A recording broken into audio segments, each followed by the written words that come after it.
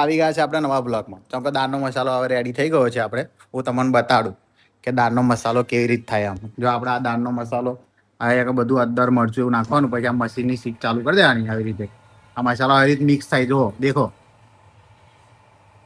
હવે 10-20 મિનિટ ફેરવવાનું આવું મશીન.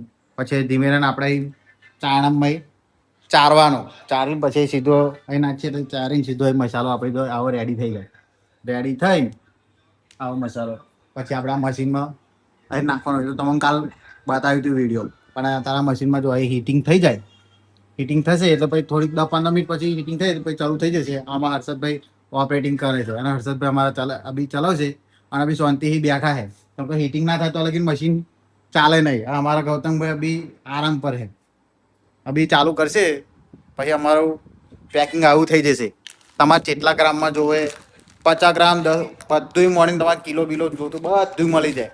અને આ પેટી તમારે જેટલાની જોઈએ એટલી. જો આ પેટી છે 40 બંચ આવે એટલે 800 પેકેટ થાય. એ તમારે અમારા શેઠ જો કોન્ટેક્ટ કરી લેવો. એ તો તમારા બાયોમાં અમારા શેઠનો નંબર આપી દઈશું. અમારા શેઠ જો કોન્ટેક્ટ કરી લેવો તમારે. અમારા દાળનો મસાલો રેડી થઈ ગયો છે.